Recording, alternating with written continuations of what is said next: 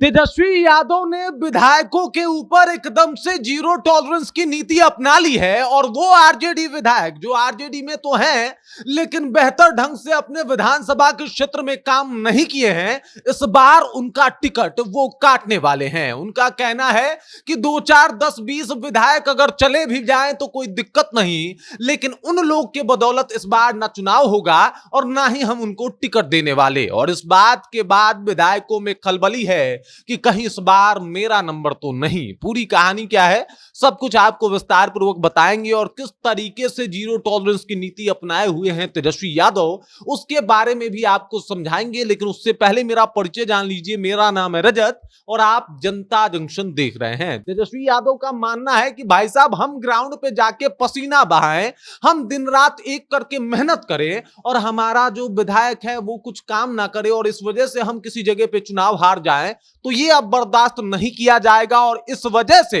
उन्होंने ये एकदम से विचार कर लिया है, मन में ये संकल्प ले लिया है कि भाई वो विधायक जो विधायक तो हैं लेकिन कुछ बेहतर काम नहीं करते, उनको बख्शा नहीं जाएगा, उनको छोड़ा नहीं जाएगा।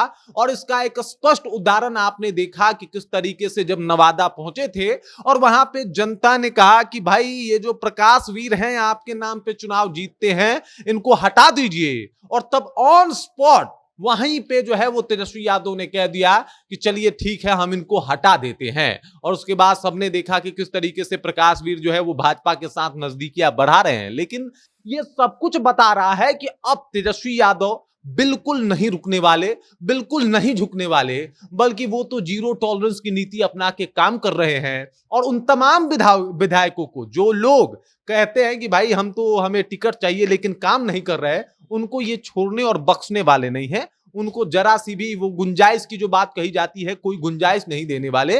और उन तमाम विधायकों की छटैया होने वाली है।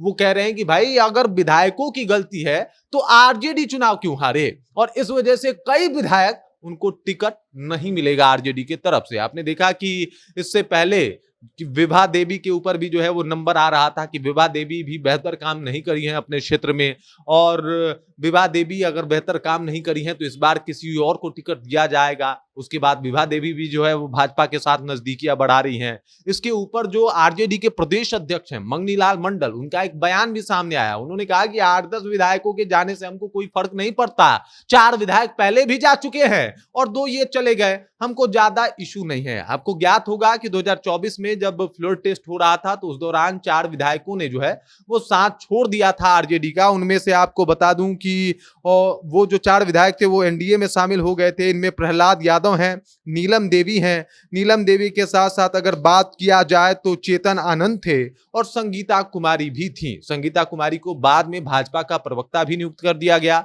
और ये तमाम चीजें हुई। लेकिन उससे आरजेडी घबरा नहीं रही, बल्कि वो तो कह रही कि भाई साहब हम सफाई कर रहे हैं। इस सफाई अभियान के तहत तेजस्वी यादव के मुख्यमंत्री बनने के आसार बहुत आसान हो जाएंगे, क्योंकि वो तमाम विधायक नहीं रहेंगे जो तेजस्वी यादव के मुख्यमंत्री बनने के राह में सबसे बड़े रोड़ा पत्थर, या फिर कहें कि सबसे बड़ा, वो कहा जाता है ना कि सबसे बड़ा रोड़ा ईंट साबित हो जाए, ऐसे लोगों को नहीं रखा जाएगा और ऐसे लोगों को हटा दिया जाएगा। अभी तो ये बहुत कम है, अभी कुछ लोग और भी नपने वाले हैं जिनको इस बार विधानसभा में तेजस्वी यादव टिकट नहीं देंगे। और वो भी सिर्फ इस वजह से क्योंकि उन्होंने विधायक रहते हुए जनता का काम नहीं किया, विधायक रहते हुए जनता की बात नहीं सुनी। तो अब तेजस्वी यादव भी टिकट को लेके कुछ भी नहीं सुनने वाले। और एक आंकड़ा तो ये तक कह रहा है कि लगभग 40 विधायकों का टिकट जो है वो काटा जा सकता है। इन 40 विधायकों में कौन कौन विधायक होंगे, आपको क्या लगता है? कमेंट करके अपना विचार जो है हम तक पहुंचा दीजिए। बाकी आप देख रहे हैं जनता जंक्शन और मेरा नाम रजत है।